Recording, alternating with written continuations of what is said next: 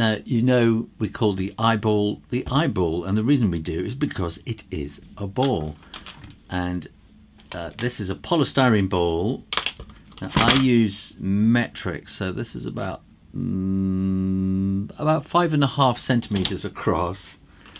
And you can get these at craft shops and things like that. They're not too expensive. So you might like to get one of these just to play with. Later on, when I come to draw heads, then I'm going to be using one of these as well.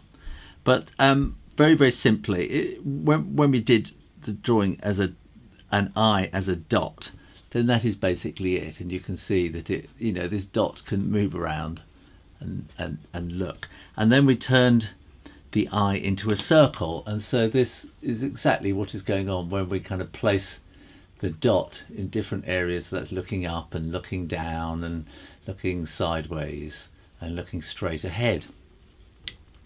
The next thing that we did was then to make this a bit more complicated, and we turn this into we can do it like that. We kind of turn this into a pupil, try and make it look a bit more circular, and we turn this into more of a pupil with a little dot to make it look shiny, and again we can make this look up and down and all over the place.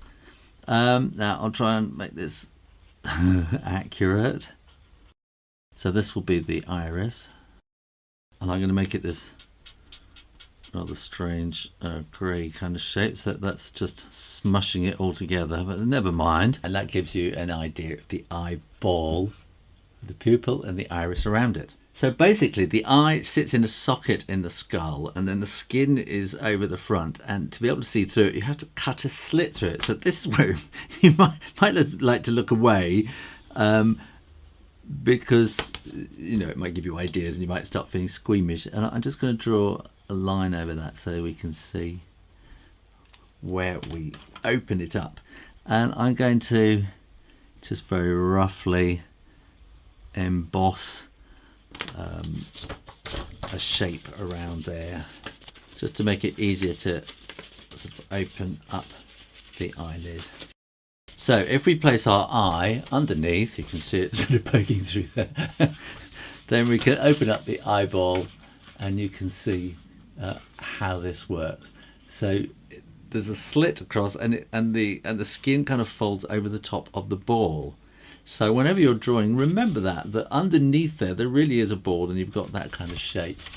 And then inside here, we can move the eyeball about, and we can get different expressions quite sort of easily here too. So if we kind of do that, it makes him look a bit sleepy or dopey and sort of languid kind of sideways looks. But we can look down as well. We can pop right out in a kind of expression of surprise, and the more the eye is showing, the kind of expression that you get. But generally eyes are, there's a little bit, the pupil is generally a little bit slightly hidden on the top, and you'll tend to get a little bit. It tends to sort of be up towards the top of the eyelid like that. So that is an average kind of view. Now we might want to add to this.